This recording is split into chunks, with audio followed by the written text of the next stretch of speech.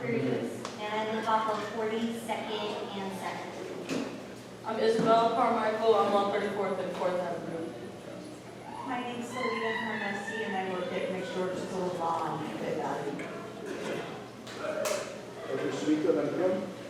Hi, I'm Sumiko Long, and I'm the Community Engagement Director for DCA's Tiger Square, and my office is at 2270 Stockton, right across from the hospital.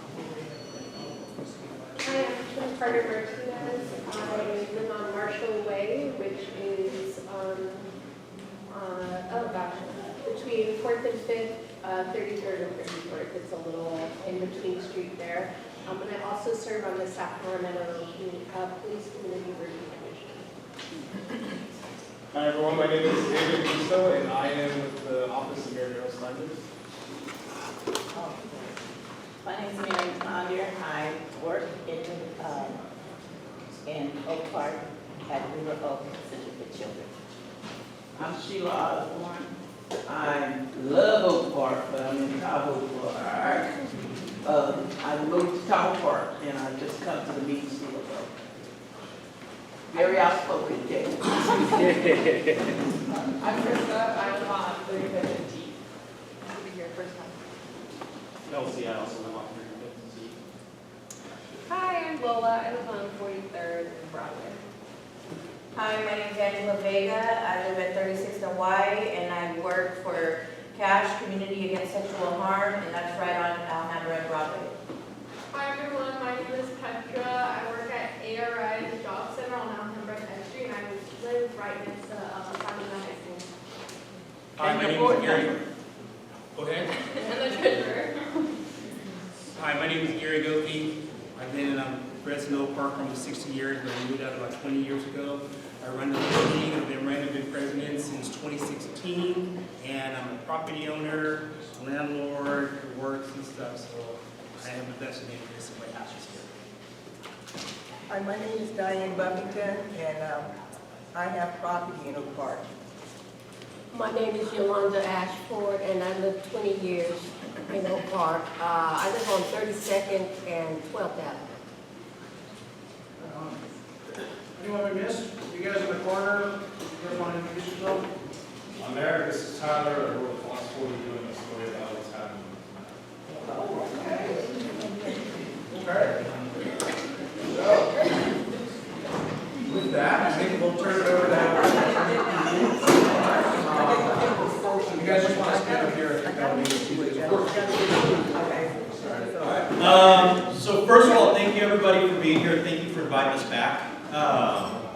Like Adrian said, it's been a while since we've been able to participate and share information with you. We have 3 topics that we want to be able to go over. Those are some of the statistics regarding crime in Oak Park, the current makeup of our organization, some of the changes in how we're doing business and how we're structured, and then some of the outreach events that we do. There's some opportunities for people to participate, to give us input, to learn more about the department, and some of the stuff that we're doing in Oak Park. So since we're new here and y'all probably don't know us as well as you know the others in the room, we're going to introduce ourselves real quick. My name is Stephen Moore. I am the captain for the East Command.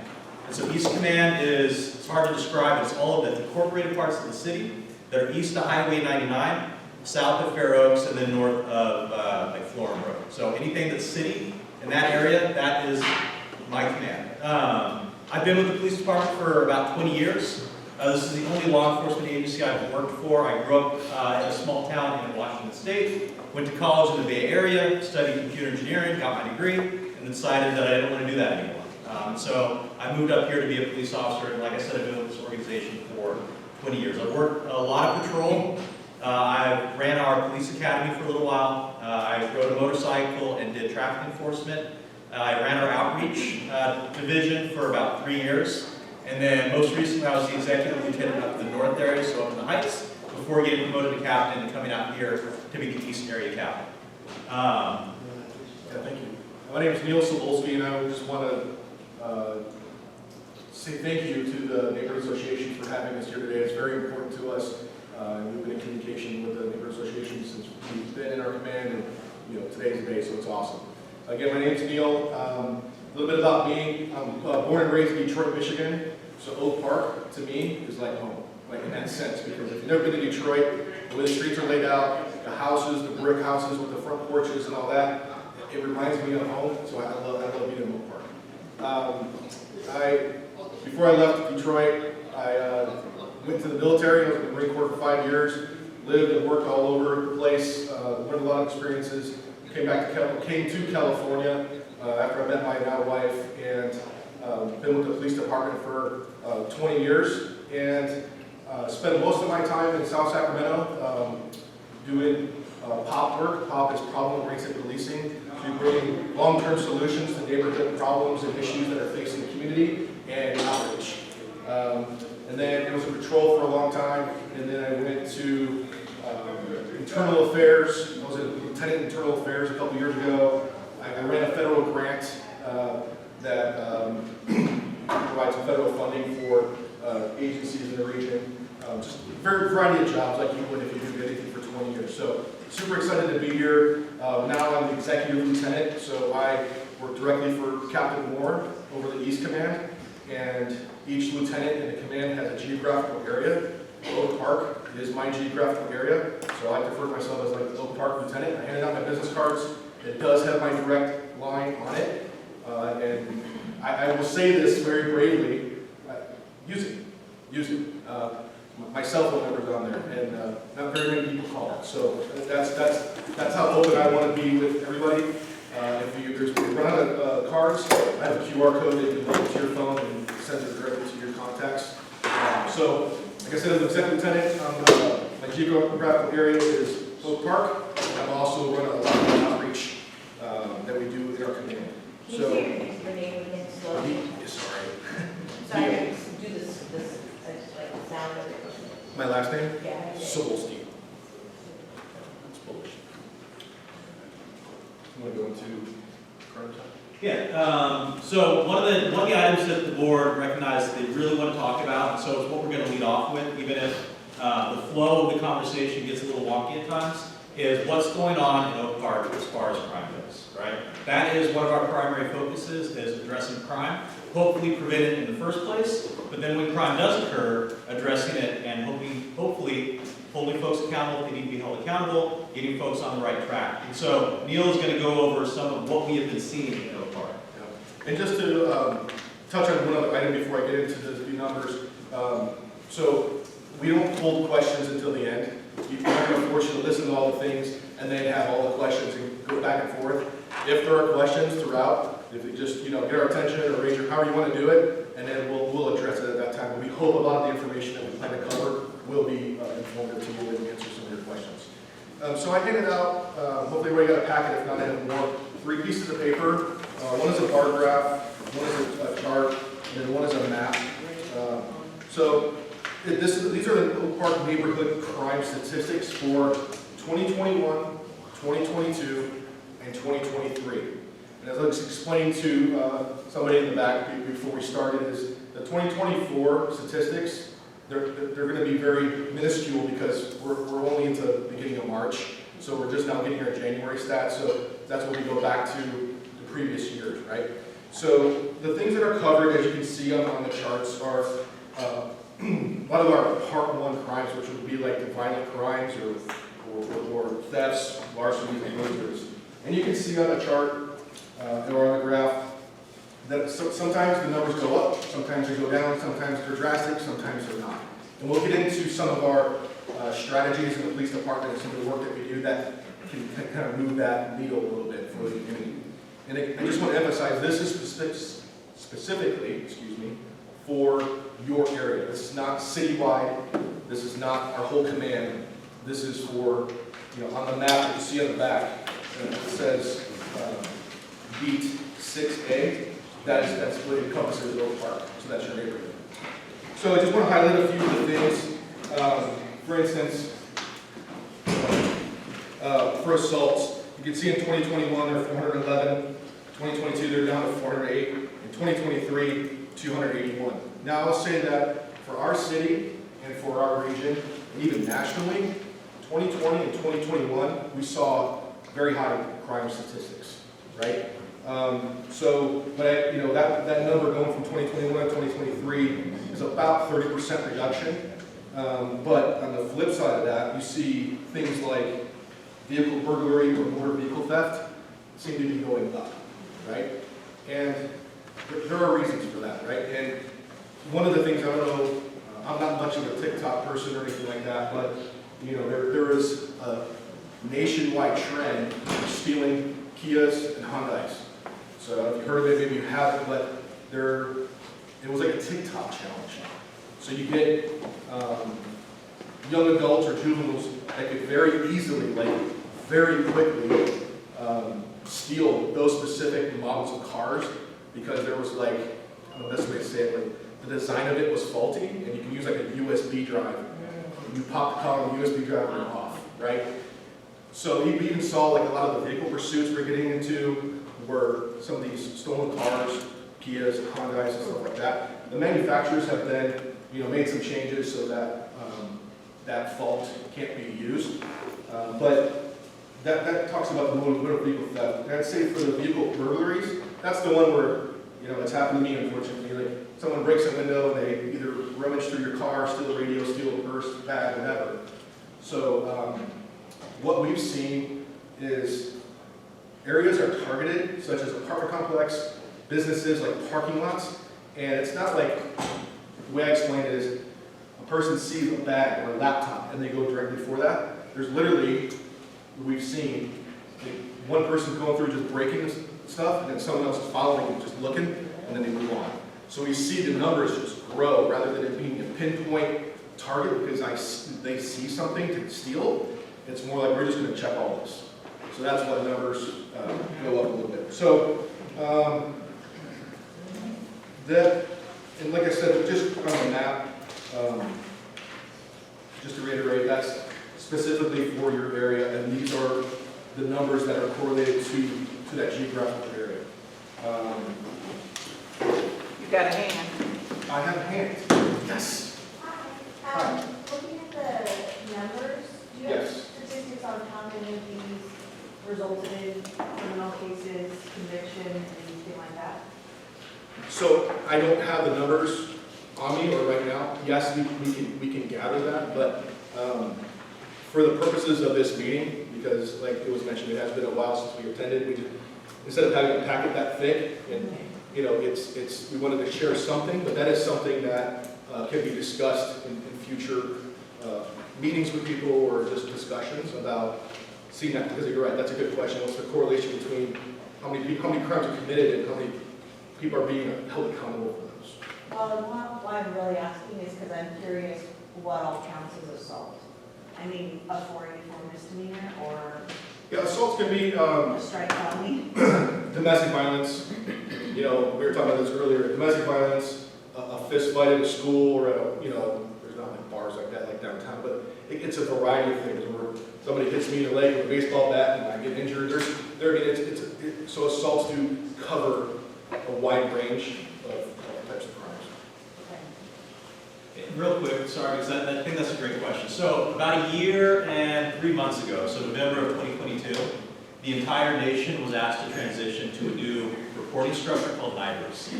It's like the National Incident something. And so with NIBRS, which is this national standard, they identify what the categories are that we're taking a look at. And so they identify what an assault is. Like Neil was saying, assault can be anything from somebody slapping somebody to somebody being shot non-fatally. Now, we have a crime analysis unit that pulled us this data, and they have the ability to pull other data. So if we wanted to look just at assaults and say, all right, what do the assaults actually look like? They can break it down to non-fatal shootings, stabbings, assaults with a stick, slapping, like all of those things. And that's one of the reasons that we really enjoy having this opportunity to talk to folks, because that's not necessarily how we view the data and the question that we have, but it's obviously the question the community has. We want to be able to answer that. I think there was another hand in the back. How do these numbers compare to other areas of the city? Yeah, so I'd say overall, it's not that Oak Park is seeing a higher number than other areas comparatively. I do agree with that, but No, so it's a good question because we got a lot of different communities in Sacramento, right? Oak Park is distinct. It's got a history. It's got pride. It's got that Oak Park feel. You go a little ways away. Who was at Tahoe Park? It was over there, right? Sheila lives in Tahoe Park. Tahoe Park has a different feel. You go up north, you go to the Heights, it's a different community. And so Oak Park, it is the environment that it is. It is much lower numbers in some areas. It's higher numbers in other areas. And we're mostly concerned with our East Command. But it's in a good place. I think that the real exciting thing here is if you look at those numbers, and you look at 2021, and then you look at 2022, and then you look at 2023. Right? Look at that top line there. Those are our homicides. Right? 2021 we had 5 homicides in 6A in Oak Park. 2020, I don't have it home with me. 2022 we had 1, and 2023 we had 2. Right? Having any is unacceptable. Any is unacceptable. Our goal is to drive that number down as low as possible because these are the things that impact our community. Right? These are the things that cause trauma. And these are the things that we are trying to address. And I can say, based upon this data and my knowledge of Oak Park and working out here various times throughout my career, that our crime is down. We got to keep driving it down. We got to stay on top of it. But you as a community are doing a good job of holding folks accountable. Like building those relationships, knowing your neighbors holds people accountable. And then some of the work that we are doing is also helping hold folks accountable. But Oak Park is looking pretty good right now. Okay, so I'm looking at the numbers for 2022. You only had 1 homicide in Oak Park? I mean, I'm heard more. You only had 1? I guess I'm confused. Because I heard more than that. I mean, I know more than that. So why are you only showing 1 when I know specifically? So if you have examples that maybe we're not aware of, which it's hard to believe that we're not aware of a homicide. Yeah, you're aware of them. I would love to talk to you. What I can say is that data isn't always great, right? Our thefts are probably not completely accurate. People have probably had things stolen over these years that they didn't report to us that aren't in our database. There are probably some shootings that occur where nobody's hit that we never hear about. When it comes to homicide, that's one area that we are relatively solid on. Now, if you're saying there's stuff that's not in here, we should probably talk after this and take a look and figure out what we're missing. Because if we've got homicides that aren't showing up in here, then that's a pretty big issue. So I'd love to talk to you about it. I'm wondering. Now I'm wondering. Captain, I have a question for you also. It's like your vandalism here. Is this also including the number of people who report through 311? So if it's reported through 311, it would not show up on here. We draw data from our record management system. So these would be the things that are either reported by calling our emergency number 911 and an officer coming out and taking a report, or if you make an online report, then that data would also be gathered. 311 and the police department are totally separate systems. Any other questions? So do these numbers include any incidents that are handled by the public safety officers on the George campus? Because I understand that they have their own jurisdiction and that some streets are theirs to be handled. So can you explain maybe to the community how that works, and also if those incidents are included in these numbers as well? Also, you see data from that center, please. Okay, so, we have a bunch of little concurrent jurisdictions here. We have the George School of Law, University of the Pacific, their campus, and they have public safety officers. We have the University of California Davis Medical Center, and they have their own police department. We also have the county interspersed throughout here, right? Sacramento Sheriff's Office, and they have their own system. So this data is SacPD, City of Sacramento data. Now, with these other agencies, there is some cross-reporting. UCDPD, not so much because they are like full police powers. They have their own system that they run, and so if something happens on their campus, it's probably not going to come to us, and it'll be reported with them.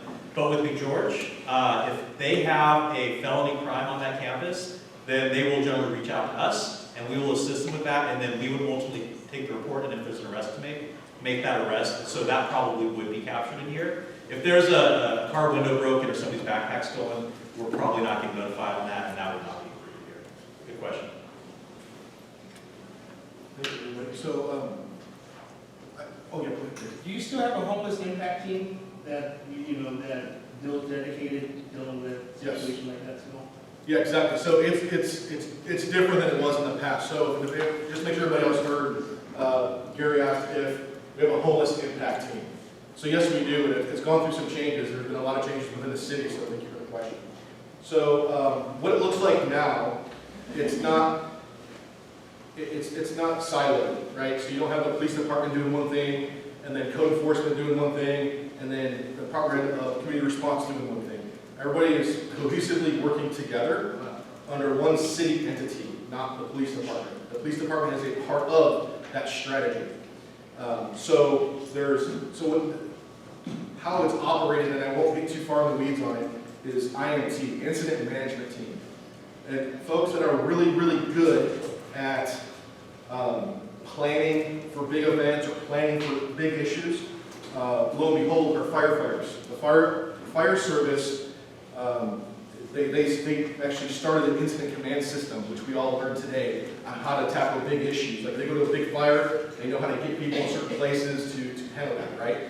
Took that model and we put it towards this city concern, the city issue that we're facing in all these different neighborhoods with, people experiencing homeless, you have camps, you have all the things that go along with it. We all see it, we all understand that piece of it.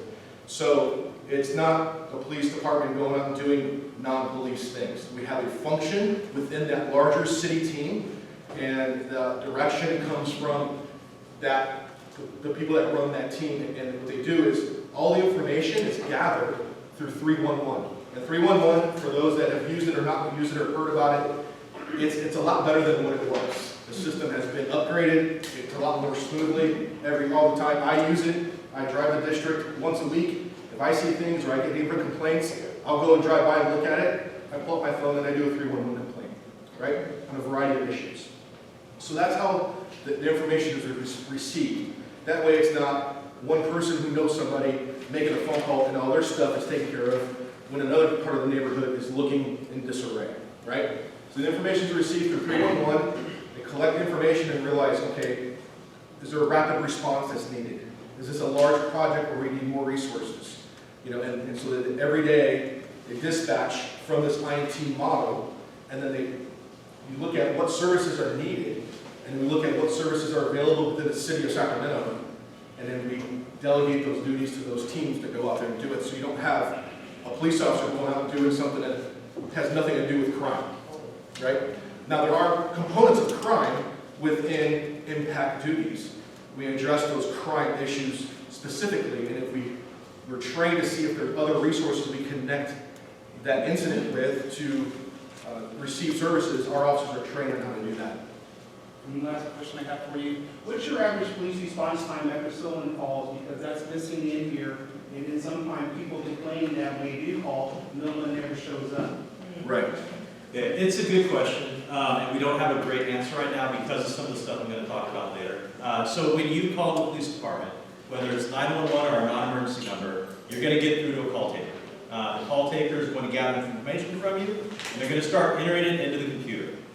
Now, while they're talking to you, that information has already gone over to the dispatcher.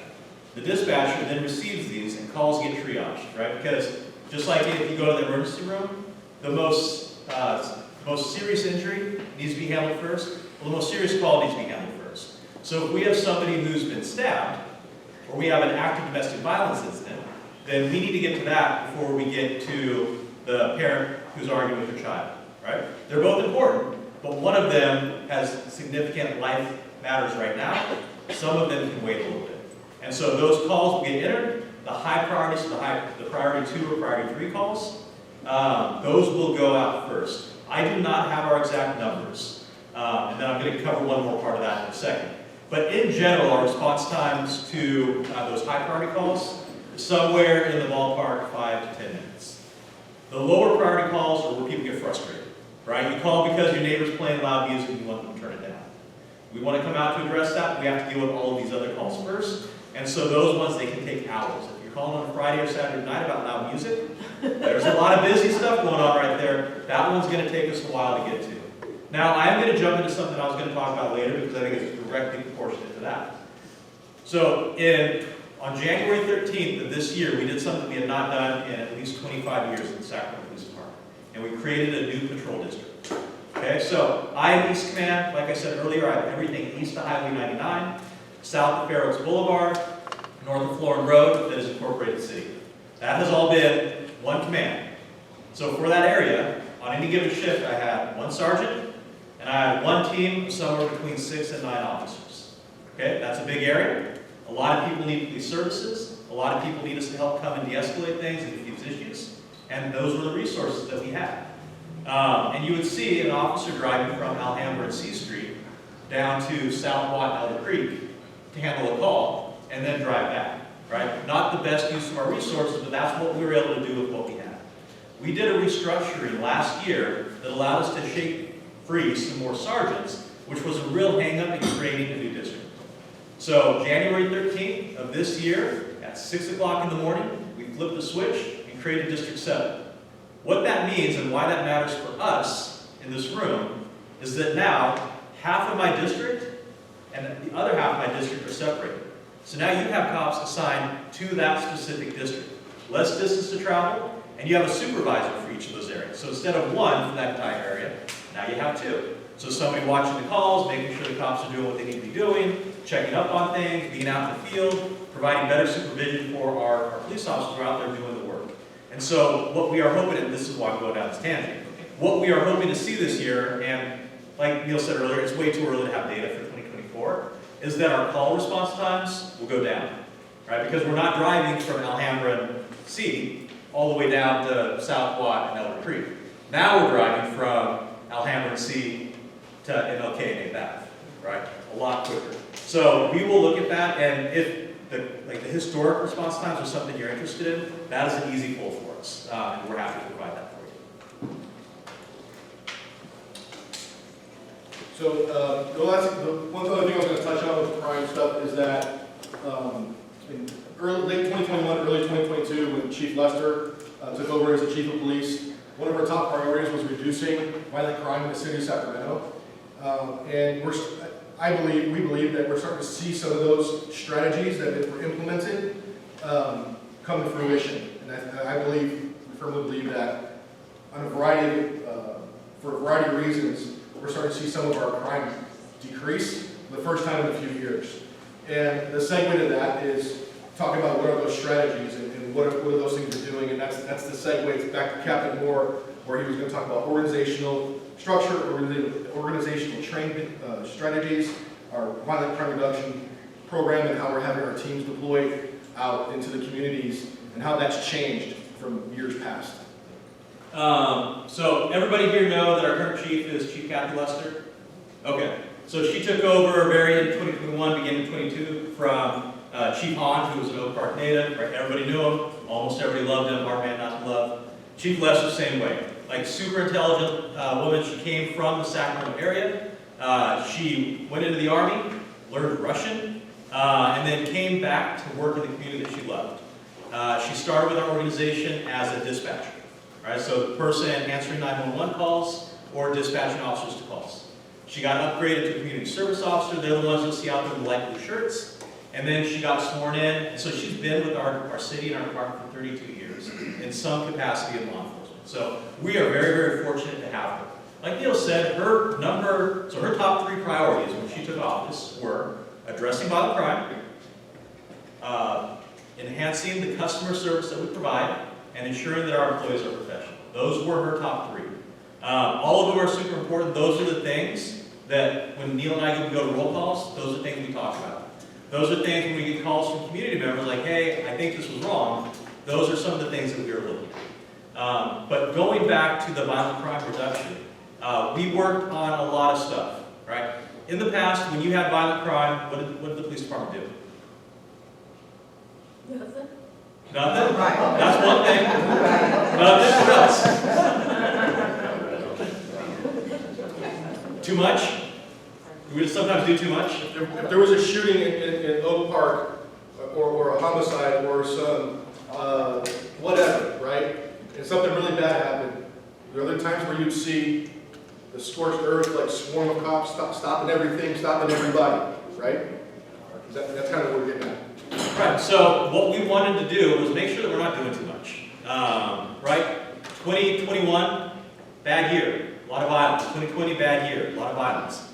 Right? And what we did not want to do was respond to that by putting a ton of cops in the neighborhood to stop everything that moves. Right? Yes, you get some folks who have guns. Yes, you get some folks that are involved in criminal behavior. But you also end up stopping a lot of law-abiding folks who are just trying to go about their business. And that's not what we're looking for, and that's not what we want to do. And that's not effective 21st century policing. So some of the things that we did once Chief Lester took over was we started looking at the data, right? Because it's one thing for me to drive down the street and look at somebody and say, that person looks like a criminal, right? Maybe I'm right, maybe I'm wrong, but that's not effective and it's not really right. And so what we did was we looked at the data.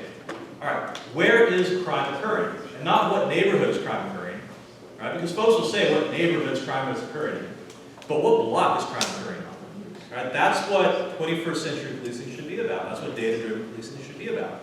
And so we looked at the numbers of where the shootings have been and identified that 7% of the city that was responsible for over half of the shootings. Right? So instead of going into Oak Park in general and flooding Oak Park with police officers and stopping people in Oak Park, well, let's find hot spots and work those areas. Right? So trying to take a more data-driven approach. We're also looking at prolific offenders, right? Not everybody is committing violent crime. A very, very small section of our community is. And a very, very, very small section of the community is continually committing violent crime. So we, once again, pull the data, use our crime analysis to figure out who are the folks that are most likely to commit violent crime in our community. And one of the things that we learned, and this was news to me, and it might be news to you, is that one of the big indicators of A, somebody committing shootings, and B, somebody committing domestic violence that turns fatal, is that they've been involved in a strangulation domestic violence incident before. That is something that just anecdotal evidence, not going to find, right? That's something I didn't know for the first 19 years of my career, but we looked at the data, identified that if somebody is strangling somebody in a domestic violence incident, they are much more dangerous both to their loved ones and the community. So we started looking at the folks that are committing the crime and going out and addressing them. Contacting them first, offering services, letting them know that we are aware that they are at high risk, not that they're going to, but they're at high risk of recidivism, and trying to get them where they need to be. And I'm not going to dime anybody out in this room who's helped participate in this, but we've had some community-based organizations who help with this. Right? We've worked with some of the folks in our community to help intervene. So rather than having the police come out and intervene when there's some beef at the park, we talked to some of our community folks who have credibility in the community, ask them to go out, try to mediate. If they need us, we'll be there, we'll help. But every person in this room probably has more credibility in your neighborhood, on your block, than Neil or I do, right? Because you're a member of the community. And so these are some of the things that we did to address violent crime in our city. Another one that we did was looking at the data. Who is committing violent crime in Sacramento?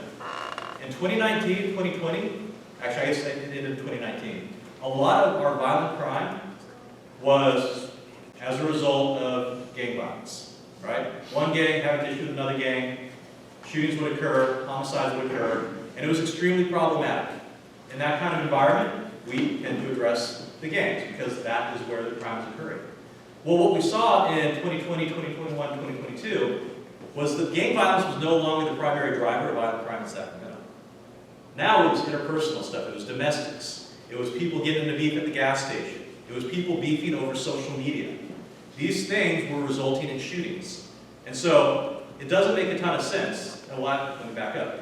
As a command, I have some resources at my disposal. I have my lieutenants who do a lot of really good work. They help manage things, they guide our folks, they mentor them. I have my patrol officers, my patrol sergeants. They're the ones that respond to calls for service. They're driving around 24 hours a day, 7 days a week. They're responding to calls, helping people in need, making stops, being proactive, trying to prevent crime. I also have a POP team, problem-oriented policing team. Neil runs my problem-oriented policing team. That team addresses long-term projects. So if you have that neighbor who's letting their house get run down and people are living in there that are going out in the neighborhood and stealing, they deal with that problem and try to find a long-term solution. If we have an area that is being victimized with burglary law, they'll go out and they'll do an analysis, try to prevent those burglaries. The other team the deal has used to be our gang team, right? We had a street gang team that go out and address gang members on the streets, try to prevent acts of violence. This last year, we switched that a little bit. Gangs were not the root cause of most of our violence, so we changed their mission. Now, they're dealing more holistically with the drivers of violence. So, they're checking up on social media.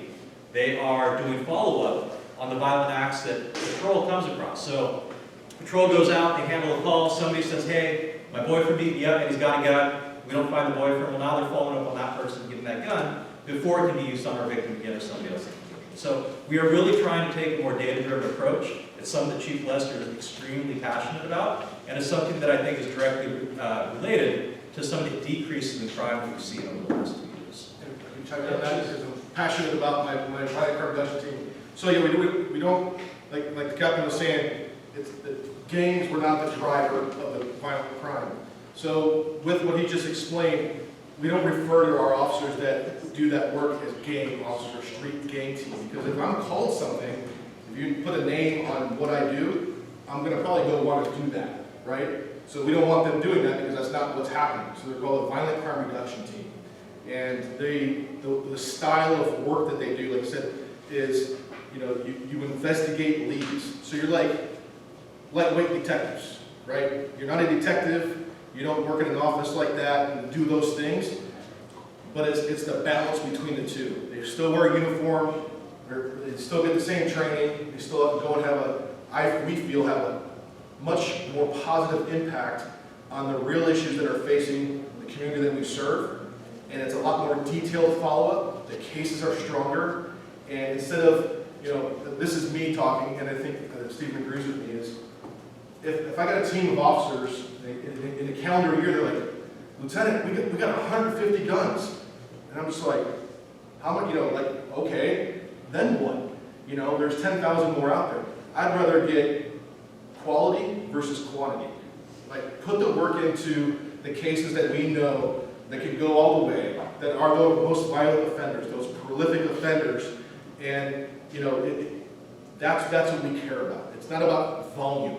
Right? Volume doesn't get you anything. Now, if that hard work turns into some volume, well, great. We want to make sure that we're being very strategic in the approach that we do. Yes, I think Adrian's working. Is there some, you know, sometimes you hear there's like a quota associated with like policing, or like, oh, you gotta give out this many tickets or make this many arrests. Like, kind of, is there truth to that? Like, what's the dynamic there? No. There's no bonus system, there's no quota, there's none of that exists, and I've never had anybody ask me to do that. Been in management for 6 years and a sergeant for like 2 or 3 years before that. Never, ever, ever been asked to do that. And Adrian, it's actually illegal to have a quota. So quotas are illegal in the state of California. What we ask our people to do is work, right? You get paid to go work a 10-hour shift, go out and work. If that is driving around and being a deterrent while responding to your calls, cool, that's your job. If you want to go try to get drug dealers, okay, go do that. But we want them to work, we expect them to work, but quotas are illegal and they're not effective, right? Because they get people to do the wrong thing for the wrong reason.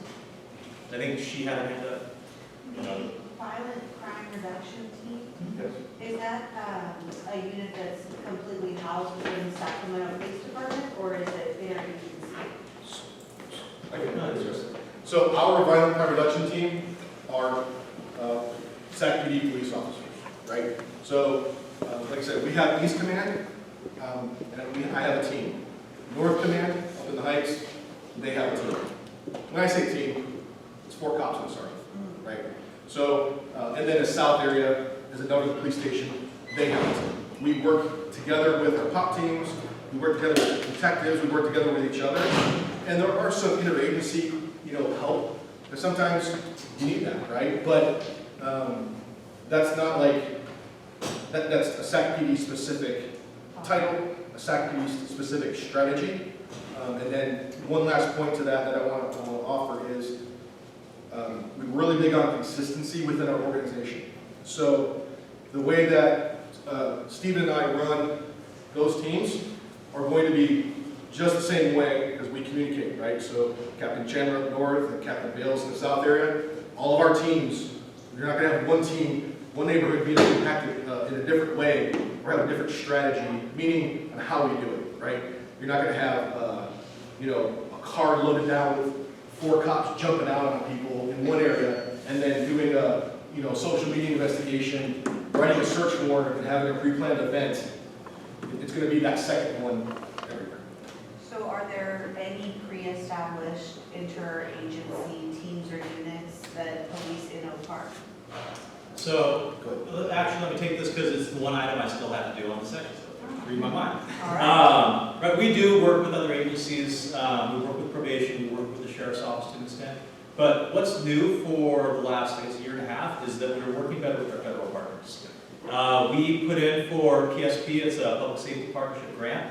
It was a $500,000 technical assistance grant, so we don't get money, we don't get bodies, but we get technical assistance. And so it's a $500,000 of the feds coming in and helping us evaluate our programs. They're evaluating our crime analysis, I think they're evaluating our data collection, and there's one other item, if I remember correctly, don't quote me on that one. Crime analysis, I know.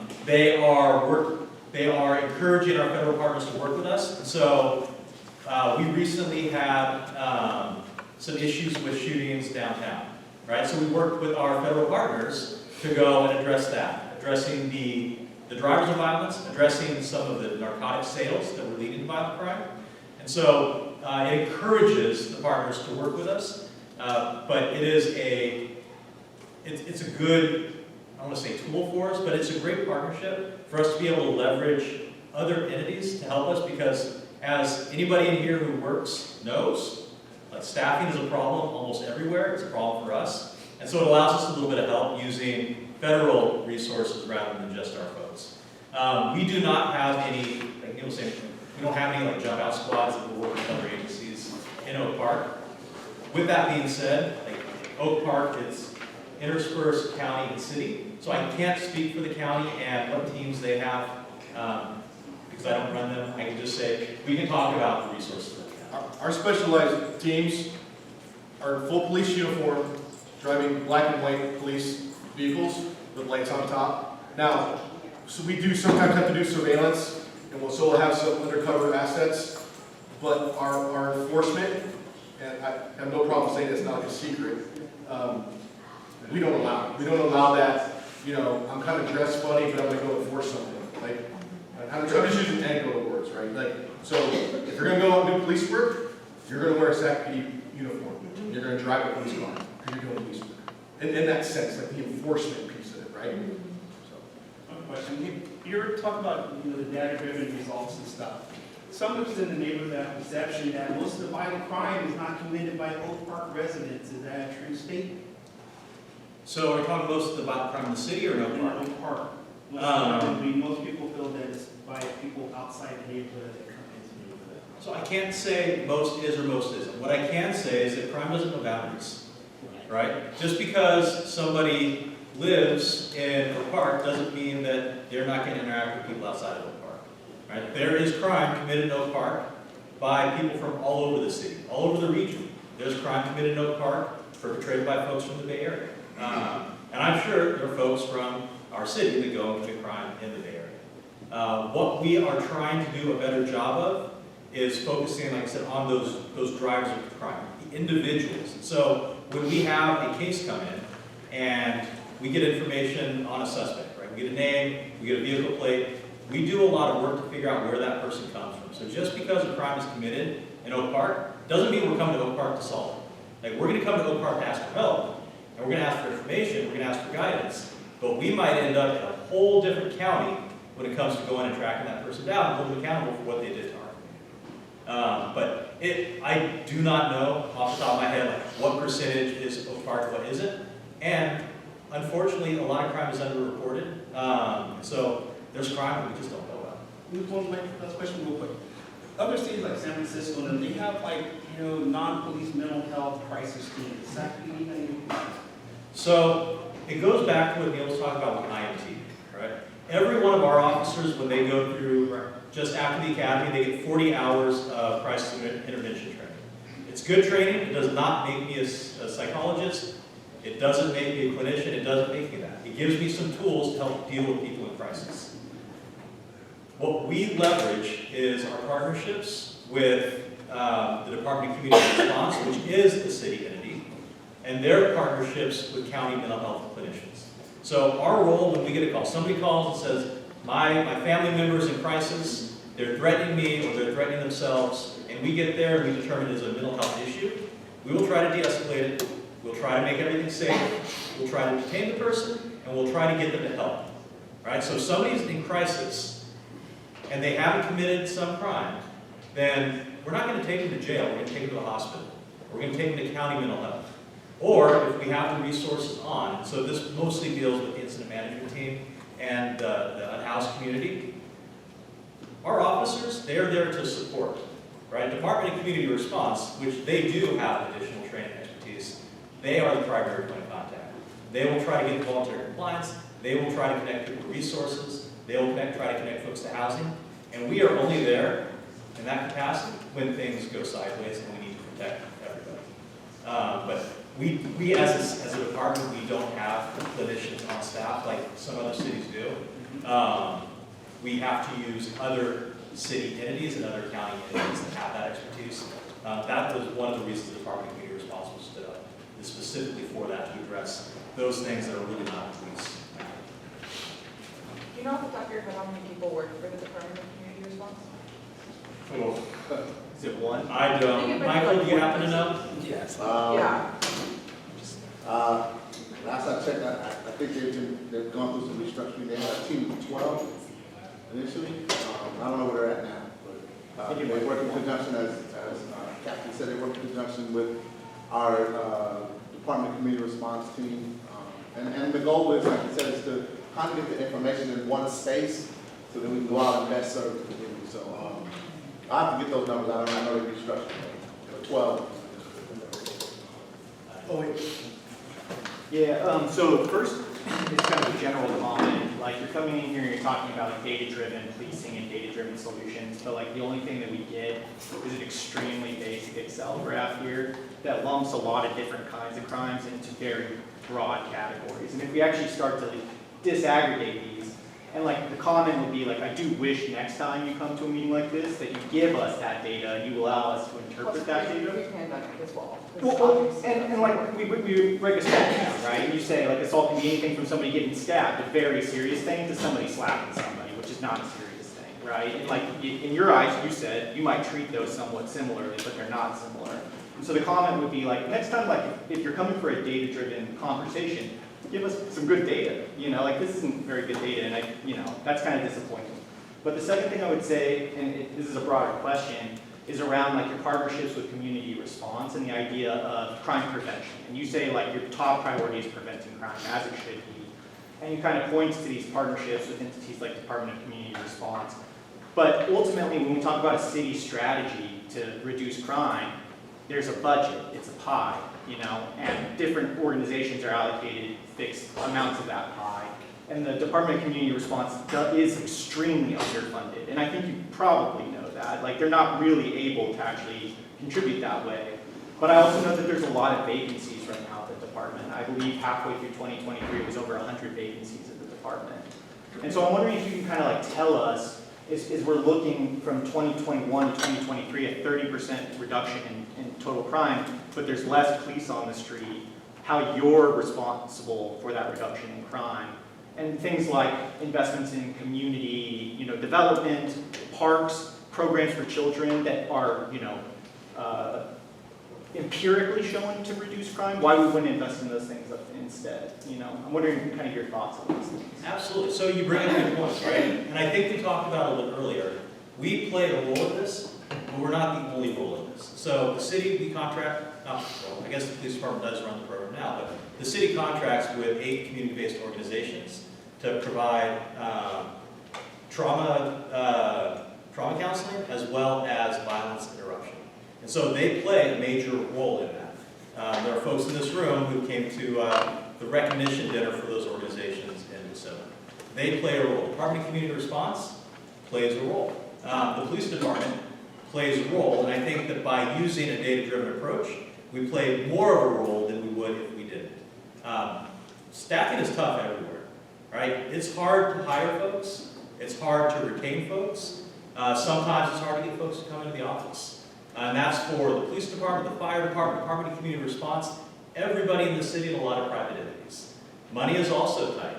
Right? I don't think it's a secret that the city is struggling with funding right now. We've got some budget issues we need to work out. In a perfect world, all of our departments would be fully funded to accomplish everything that we need to.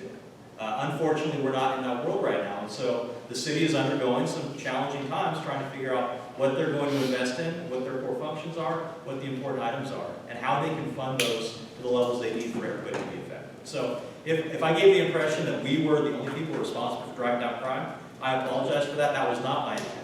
Right? It is everybody's involvement, and the one thing that I hinted at, but I don't know that I super got into, is that a strong community is shown to have lower crime.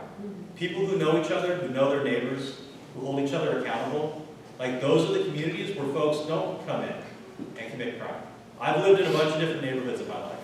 Where I grew up, I knew every person 3 blocks around. Crime didn't happen there. I've lived in places where I knew none of my neighbors. And neighbors' cars get broken into, nobody seems to care. And so building that sense of community, and it starts here, it starts with folks like Adrian and the rest of the board who provide the space to come together and get to know each other. Like that is extremely, extremely important because regardless of how many cops we have or how many members of the Department of Community Response there are, like that isn't going to solve crime. It's neighbors holding neighbors accountable. It's neighbors looking out for neighbors and calling whoever the appropriate authority is when something goes bad. Like that's how you address crime. That's how you drive down all of this. Yes. Yeah, well, I mean, there's empirical evidence on what reduces crime, and it certainly is investing in poverty alleviation and psychological services, et cetera. And so certain kinds of organizations can point to how they reduce crime. Programs for children reduce crime because it gives children other opportunities and things to do. Psychological services do. And you kind of gave this answer that was like, oh, it's a chorus of all of us contributing, and the police are part of that. I have a specific question, which is, how are you part of that? And an additional question, which is, as we see a reduction in the amount of police on the street, as vacancies are higher, we're seeing a reduction in crime. So it actually looks like there's an inverse relationship between the number of police and the crime that's happening. How would you explain that? Right, and so I'll go back to the fact that we are being more intentional in how we do this work, right? We have fewer resources. It makes it harder for us to do our job. It makes us harder to respond to calls for service. One of the #1 complaints that I get is when somebody calls the police, that it takes a long time for us to get there. I think that goes back to what we were talking about earlier. What are our response times? Right? That is a challenge. And so, by addressing the drivers of crime with the limited resources that we have, we are better able to drive down crime, play our role in that. Right? I do not believe that having fewer cops makes the community safer. I think it makes it take longer for us to get there to help people. I also think that if we have a poor relationship, that makes it harder to address crime, right? Because if the community and law enforcement don't see eye to eye and don't see each other as people and don't trust each other, then when somebody is victimized and we go out to address it, and we go out to help, and nobody wants to talk to us, we're not able to do our job to hold somebody accountable for victimizing a member of our community, and the community isn't able to get the justice that they absolutely deserve. And so that is an important part of this conversation, an important part of why I'm really happy that y'all invited us here today. I know, when I try to make a complaint, the website is always down. And then I wanted to know, how come you can't load pictures on the website? Ma'am, I don't know. Well, that's the main thing for crime, you gotta report it. Oh, And if the website is down all the time. yes, so we do have an online reporting module. So there are some crimes that, because of our limited staffing, like you pointed out, we're not able to respond to. And so if you call our dispatch center, they'll ask you to report it online. It is an imperfect system, and we have been looking at some other vendors because uploading photos, I mean, that should be a no-brainer in 2024, right? You write a report, you attach your photos. Unfortunately, none of the current And the website options. is down all the time, so the statistics is not right. We're working on it. It's actually gotten a remodel in the last few months. It's still not perfect. It's actually a little worse than it was before, but it will get better. But I get your frustration. I'm frustrated too. I tried to run some data the other day. I couldn't do it. Yeah. Hi, I just wanted to add that when I call the police, it's usually for a non-emergency issue. So I call a non-emergency number. Fortunately, I haven't had to call, it may have been years since I called the police for a violent issue anyway. But that was like decades ago, you know? But there are two different numbers. You have the non-emergency number and the regular, you know, when a crime is in, something dangerous is happening. Because that helps separate out. And the non-emergency, sometimes the police will come quickly, and sometimes, you know, they're busy and they'll do something else. But at least it separates out the two different types of events. So 311 is like for some other issues. I don't call 311 to contact the police. I just call them directly, you know. Yeah. Thank you for lifting that up, because that's super important. A lot of people don't necessarily realize that, right? 311 is the right way to resolve some things. If there's garbage on the street, 311. If it's an encampment, 311. If it's animal control, 311. If you need police services, call 911 for emergency or a non-emergency number, 916-808-5471, and that will get you to our comm center. And if you're not sure, call our comm center. They will tell you what the appropriate way is to enter that information. Call who? Pardon? Call Sorry, who? our communication center. I'm sorry, ma'am. It's our dispatch center. So we have about like 8 minutes left. So I want to invite anyone who's hasn't had a chance to talk to ask questions while we can. I know I have a question, but want to make sure other folks. Yeah, go ahead. Okay, I was hoping that the fire department, they have a very, very strong union. It's very powerful. And your union, it's invisible. They don't advocate for you at city council. You see, we've got, I think, 3 neo-communists on the city council. One's going to take a hike, but you still got to deal with 2. And they spew out irrelevant information. They say, oh, well, look at how much the budget is over, it grew this much. Well, what was inflation? What was, how did the city grow? There's no one from at the city council meeting that puts these people down. And that's what a union does. So I was hoping that you could get your union more active. So one of the great things about being a city employee is that I do not at all get involved in city politics. It's great. That's what a union rep would be. So we do have several of our unions that represent from the city. Neil and I are in one. Our officers that are sergeants that are dispatchers, they're in another union. And we all have access to our union reps to talk to them. But when it comes to what happens in chambers, our sole role is to make sure everybody's safe, and I'm going to leave it at that. Thank you, though. Yeah. I had a question about the vehicle burglary and motor vehicle theft. I don't know if you talked about it before I came in, but that's gone up. And being a frequent visitor to Oakland and San Francisco, I'm really concerned about that going up because you just can't even park anywhere without fear the whole time. And I'm just wondering if you guys have thoughts on that, what's happening. Yeah, absolutely. And so I'll briefly cover what was covered earlier, so it's not a problem at all. So it absolutely is going up. It's a crime of opportunity. There's a lot that goes into it as far as, we have a program, Lock, Take, Hide. We encourage people to lock their cars, take out your valuables, or hide your valuables, right?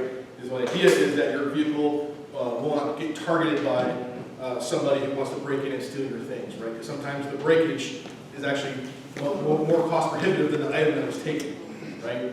I've been there. Yeah. So there's 2 things that I mentioned that has been on the increase and kind of, for not better term, popular, right, for thieves in Sacramento and in the region and actually nationally, right? So for the vehicle burglaries, it's gone are the times that I've noticed when, I leave my suit, a briefcase in the car, so somebody's going to bust out my window to take that briefcase. What I mentioned earlier is the thieves will find an area where there's a lot of high volume of vehicles, apartment complexes, businesses, streets that just have a lot of cars parked on them, and one person goes by and breaks the windows, and that can be done without making lots of noise. There's ways around, making lots of noise. And then the next person comes and just rifle through stuff. They'll check door handles. And a lot of times they'll break the window and nothing even gets taken.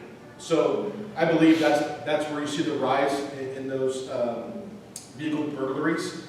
And then with the vehicle thefts, I mentioned earlier that this TikTok trend that actually was nationally with Kias, the automotive maker Kia and Hyundai's. There was a very quick and easy way to get in the vehicle. You pull out a piece of plastic, take a USB stick or port, and you can turn on the car and off you go. Since then, it was a TikTok challenge, right? So we just see a high increase. And so a lot of young folks were doing that, and they were just hitting areas very hard. And then they'll get vehicle pursuits in the whole 9 yards, right? So it's very dangerous. But the automotive manufacturers have made some changes to their electronics, if you will, or databases in the car, the brains of the car, so that bypass can't happen. But I believe that is attributed to the increase, without going into the whole, what happens after somebody gets caught. But yeah, that definitely has been on the rise.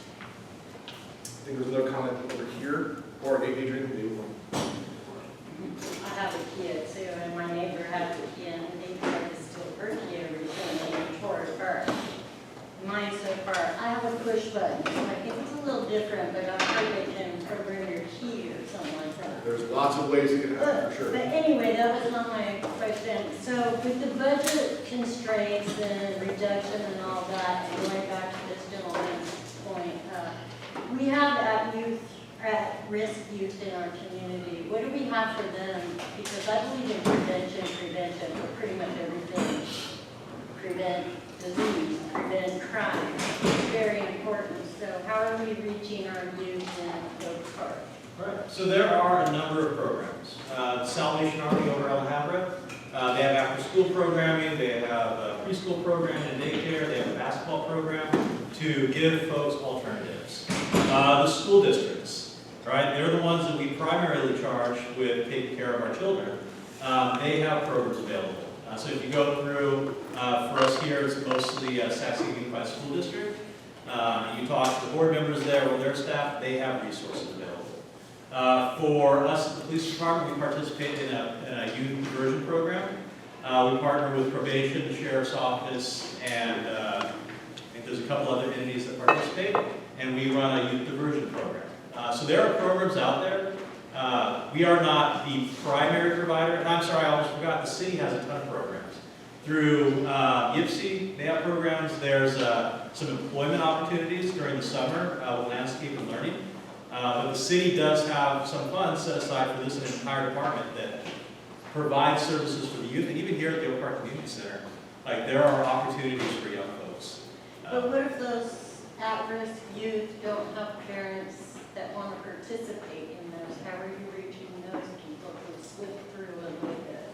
Right. Well, hopefully they're out there. I see them. Hopefully, we're not contacting them, right? Because if we're contacting them, then things have gone a little bit unfortunate, right? But they have neighbors that should care about them. They should have teachers that care about them. And the adults in their life that care about them want to see them go the route that we all want them to go. We ask that they kind of take some responsibility for the young folks in their neighborhoods and get them where they need to be. But if you need to identify resources, I'm happy to work with you on that. So there's the way Oak Park is geographically located, we have East Sac here, we have Land Park here, wealthier neighborhoods. Helicopters are a big issue, and a lot of Oak Park residents feel like the helicopters all go over Oak Park because the East Side folks are going to complain and the Land Park folks are going to complain, right? So I'm wondering, just kind of like, can you speak to that? And maybe that's true? Like, is there data maybe you can share that would negate that kind of myth? So funny that you ask, because before when I was a watch commander, I worked south and a sergeant. I got complaints about helicopters over the Pocket and Land Park. When I worked north, I got complaints about helicopters over everywhere in the north. It is one of those things that they're loud, they fly at a certain altitude where you hear them more than you hear a plane. And I get that it's frustrating. If you are ever curious what's going on with our air unit, there is a section on our website.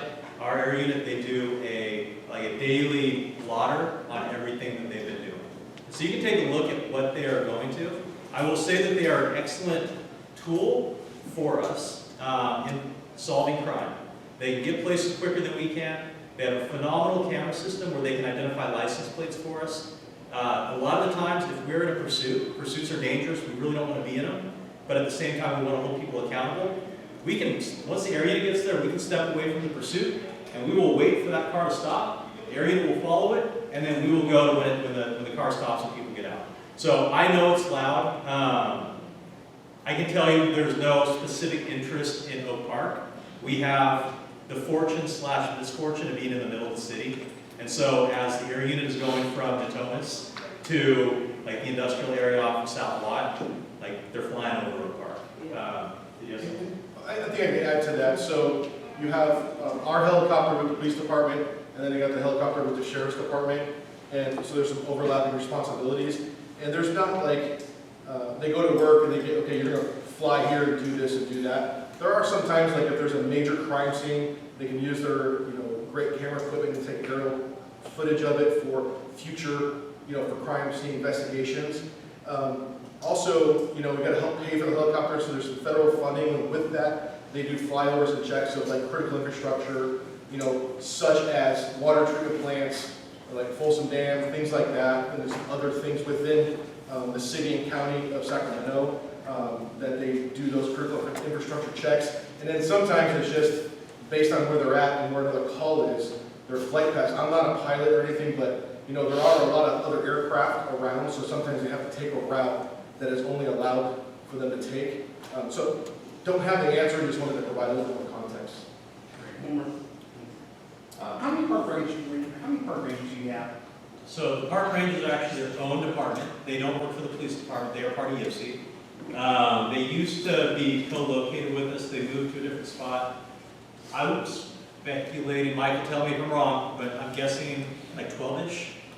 Quit picking on Michael. I don't like those things. Well, the reason I ask that because for us Oak Park residents, what's been happening at McClatchy Park all these years, we see a lack of enforcement.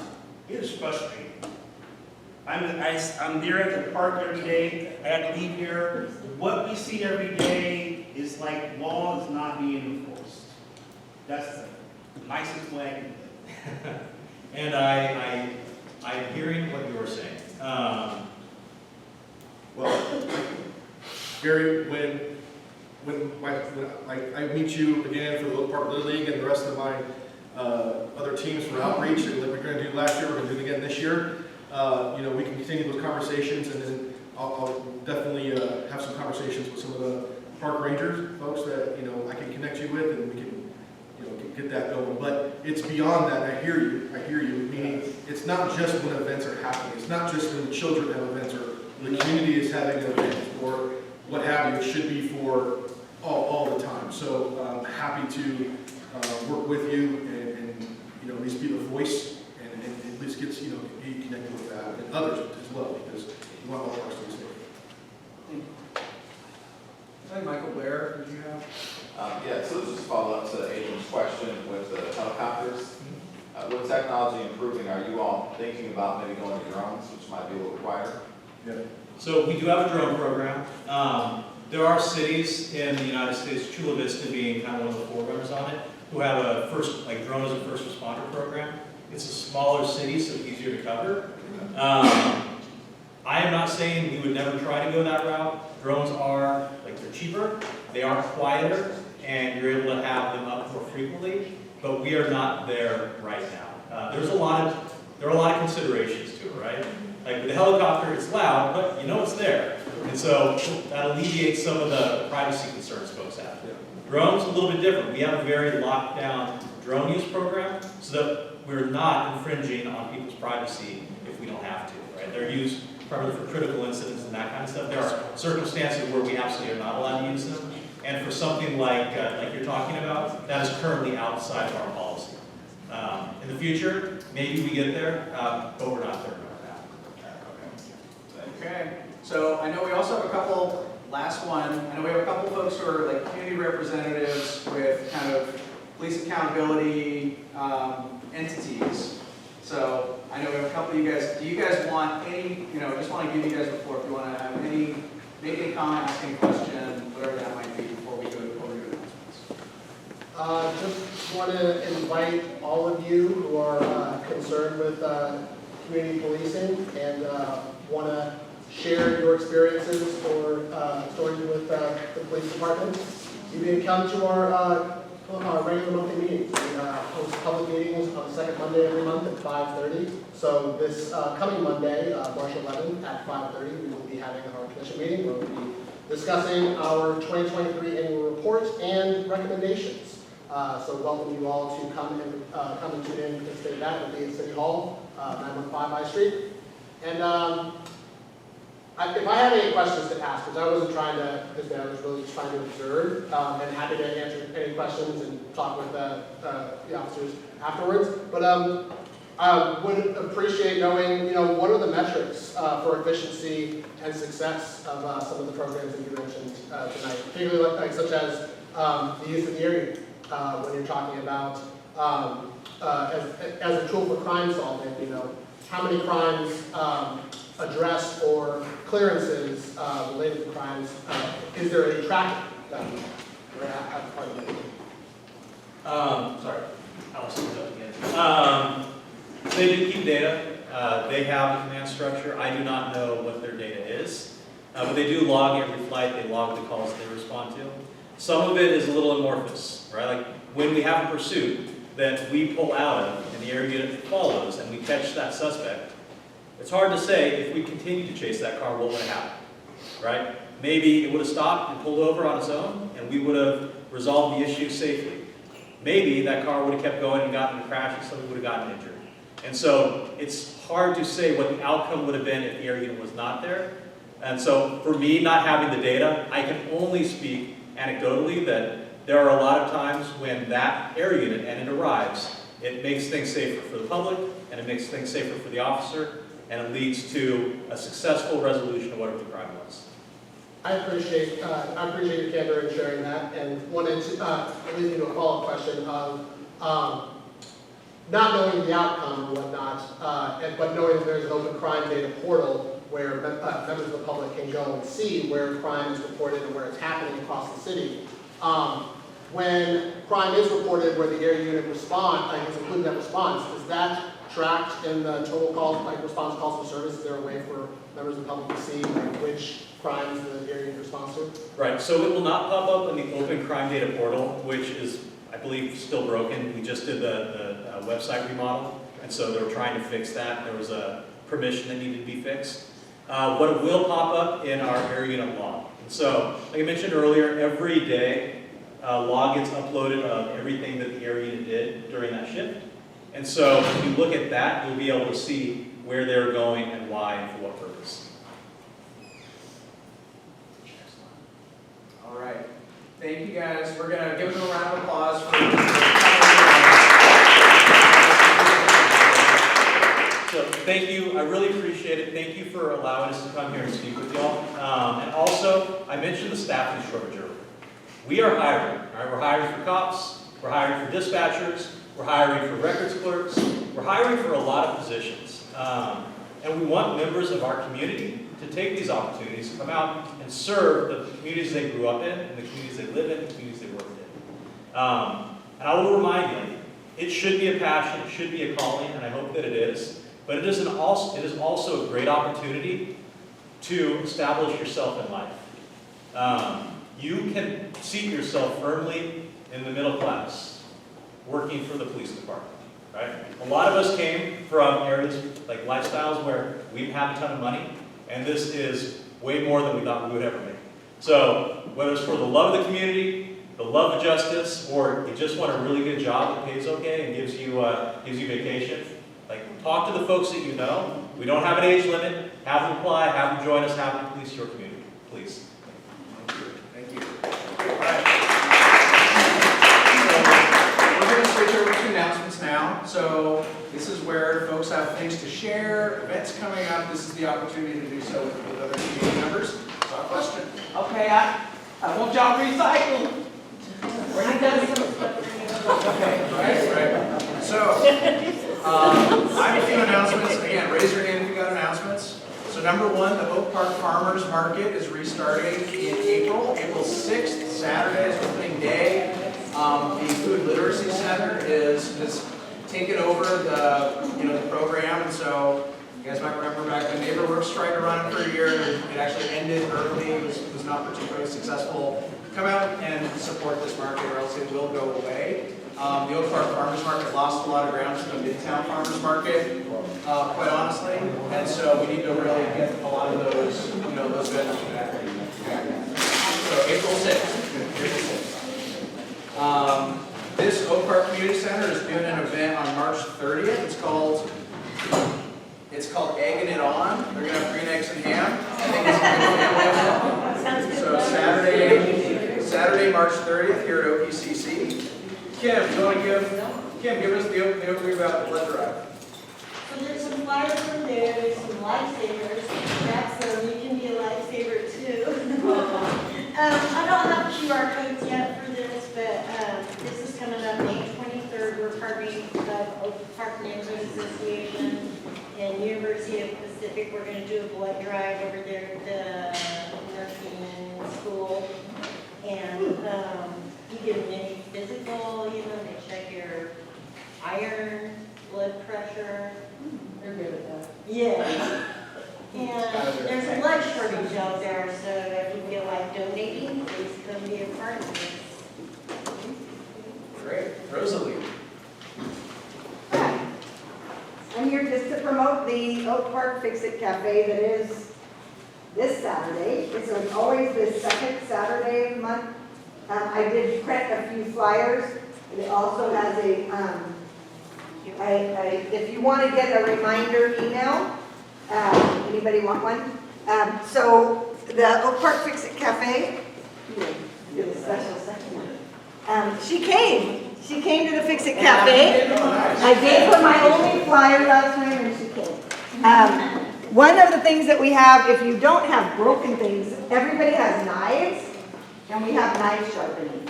So that's a very popular. But we also have, we partner with, there's the Trips for Kids next door, bike shop. So they're there fixing bikes, but they can also provide bikes for people that need bikes. We have sewing repair and we have electrical repair, which is hugely popular. It was insane last month. So what we really want is more people who want to learn how to do electrical repair. So if anybody wants to, just come and check it out. It's a great space. Neighbors helping neighbors, everything free, everybody. It's at Community Shop Class on Stockton Boulevard, right next to Luigi's Pizza. It was well worth it. My husband makes great vegan food every month. So. We also have a new business opening on Stockton Boulevard. On March 15th, there's going to be a new bagel and empanada place across from the Twin Lights Library. So, we're doing empanadas, we're doing gourmet bagels. So on March 21st, we're going to be having our community action networking lunch. So this is a daytime thing. I know if you have a day job, it'll be a little hard to get to this.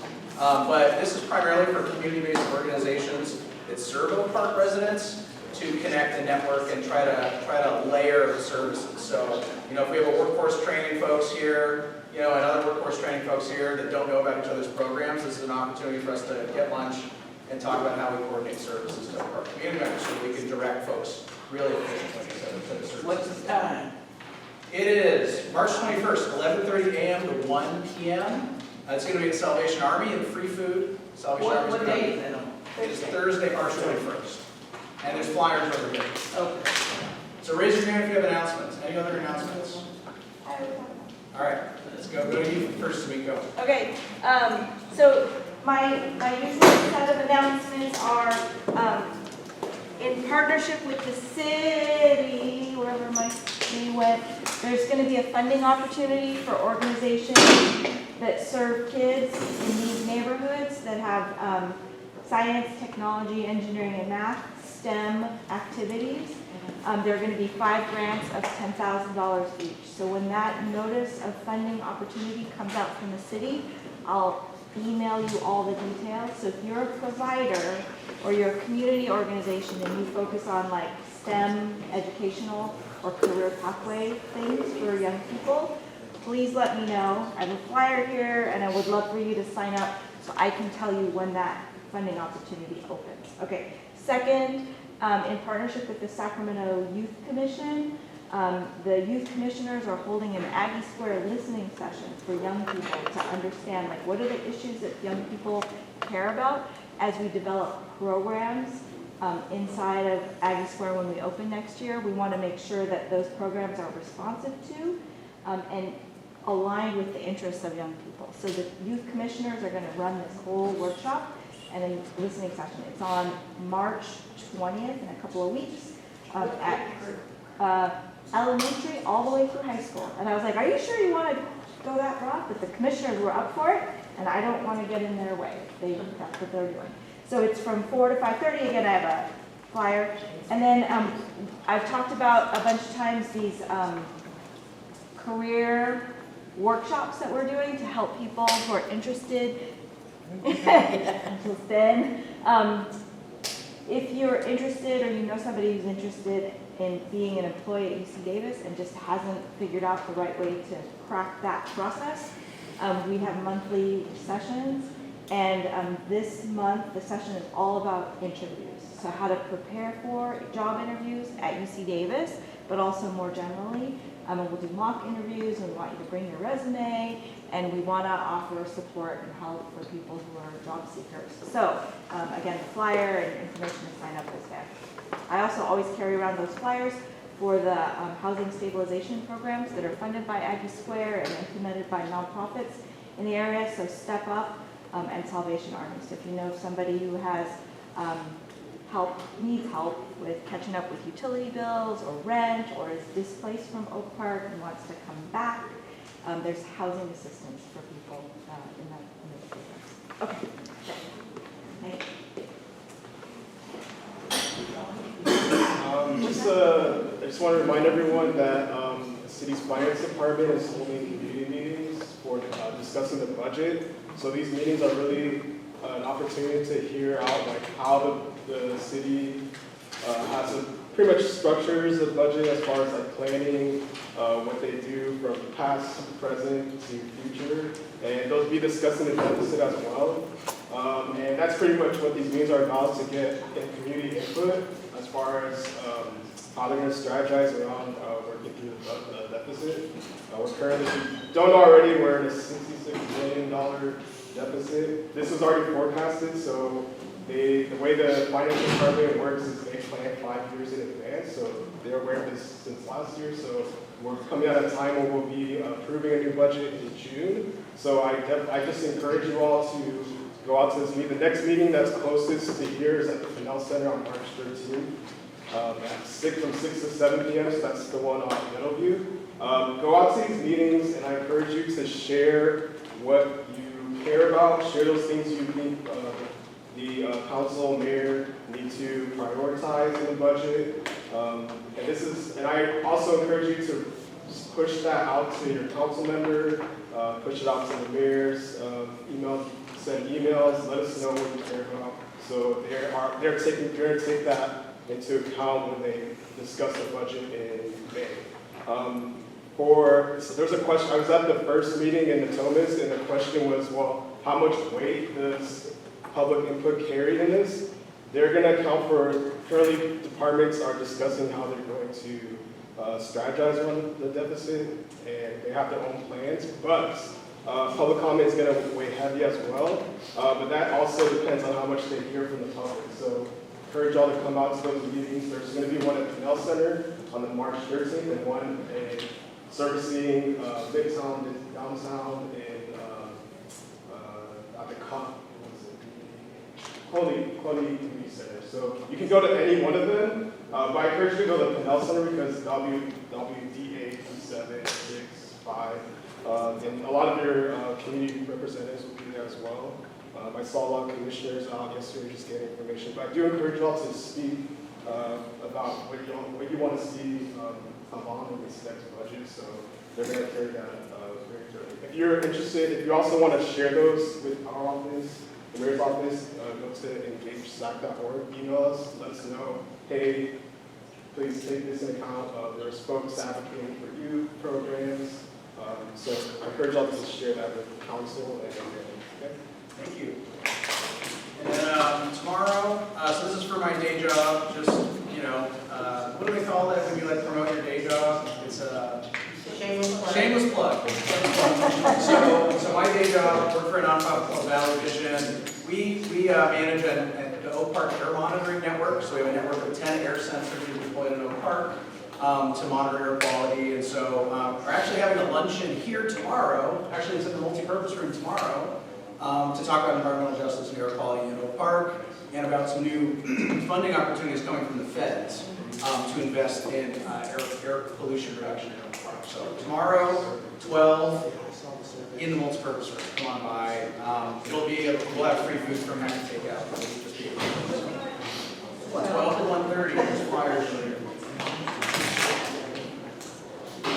Something real quick, everybody, another shameless plug. So, another hat that I wear, one of my hats, and in construction, a lot of folks don't know how to get into construction, and there's so many things to do in construction, pipe fitters, plumbers, electricians, so on and so forth. And a lot of times you see all these opportunities but don't know where you want to go, and it's for young folks our age, whatnot. We're having a career fair where we're bringing all these union trades all to one space, and folks can actually, it's a hands-on opportunity to really learn about some everything. You can actually, lay bricks, work with cement, do all this kind of stuff, so you get to know what it is like a day in the life of the particular, trade. And this one's going to be, we move them around different places. We had our last one at Arden Fair Mall parking lot. We have to go parking lot because we bring all these tools and equipment, big toys and all the stuff, so we need a lot of space. And so this time it's going to be in Elk Grove, and it's going to be at the Aquatic Center in Elk Grove, if you ever been out there. So a huge parking lot, going to have a good time. Free food, we have a DJ, we have giveaways. We try to make it more than just a career fair. It's really a party and a learning environment, a way to have fun. We bust out a bunch of young folks from schools. And then, of course, the general public's invited as well. So if you have any interest in construction, come on out. And I want to thank Samiko so much for making these nice flyers. So very colorful. My printer doesn't do this. But yeah, so it'll be on the 5th of April, so it's coming up real soon. And I'll post something on the OPNA website too if you want to help get it out electronically. Really appreciate that. It's really for the public. So any questions on it? You can go to that on the 5th, and you can go to the Oak Park Farmers Market on the 6th. Yeah, exactly. April's already taken care of. And then our meeting is like, what, the 4th? Any other announcements? All right, we can wrap that. Thank you guys.